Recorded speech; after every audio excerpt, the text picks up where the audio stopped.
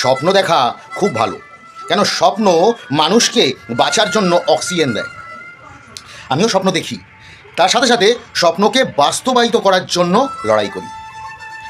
আসলে স্বপ্ন দু ধরনের হয়, একটা আজগুবে যেটা কোনোদিনই বাস্তব রূপ পাবে না, আর একটা সত্যিকারের বাস্তব রূপ পেতে পারে।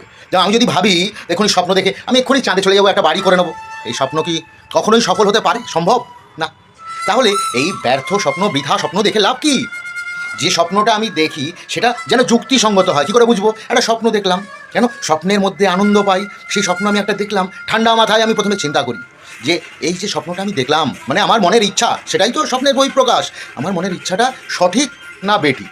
যদি সঠিক হয় তাহলে আমাকে কর্ম করতে হবে, সঠিক রাস্তায় একটা একটা করে গোল মানে লক্ষ্য স্থির করতে হবে, এবং ওই লক্ষ্যগুলোকে পাওয়ার জন্য যা যা করার আমাকে করতে হবে, সৎ পথে থেকে দৃঢ়তার সাথে আমার লক্ষ্যকে আমি পাবো। এই আদর্শ, এই উদ্দেশ্য যদি থাকে, প্রত্যেকটা স্বপ্নকেই বাস্তবায়িত করা যায়। আসলে আমরা চলতে চলতে হাঁপিয়ে যাই, তাই তো হেরে যাই। যদি আমি কোনো স্বপ্ন দেখে থাকি, সেই স্বপ্নটা যদি আমাকে নতুন করে বাঁচার জন্য কোনো রকম সহযোগিতা করে, তাহলে সেই স্বপ্নটাকে পুরো করার জন্য আমাকে স্টেপ বাই স্টেপ কাজ করতে হবে। আমি একটা স্বপ্ন দেখলাম যে আমি একটা তাজমহলের মতন বাড়ি বানাবো, হতেই পারে। তার জন্য প্রথমে কি করতে হবে? কঠোর পরিশ্রম, অর্থ উপার্জন।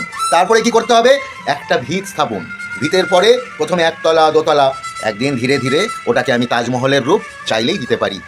আমরা যেটা চাই সেটাই করতে পারি, কিন্তু চাওয়াটা সঠিক হতে হবে, ন্যায়সঙ্গত হতে হবে, যুক্তিসঙ্গত হতে হবে, এবং তো আমার নিজের সাথে আমার উপলব্ধ ঈশ্বরের সম্পর্কটা অটুট থাকতে হবে, এবং লড়াইটা আমি চালিয়ে যাব এই দৃঢ় বিশ্বাস রেখে। স্বপ্ন দেখা আর স্বপ্নে বাঁচা খুবই ভালো, মানুষকে অনেক বেশি অক্সিজেন সম্পন্ন করে তোলে। এই স্বপ্ন মানুষকে অনেক বেশি এগিয়ে দেয়। এই স্বপ্ন দেখেছিল বলেই আজকে সুনিতা উইলিয়ামস মহাকাশচারী হতে পেরেছে। স্বপ্ন দেখেছিল বলেই ভারতের চন্দ্রযান কিন্তু চাঁদে পৌঁছেছে।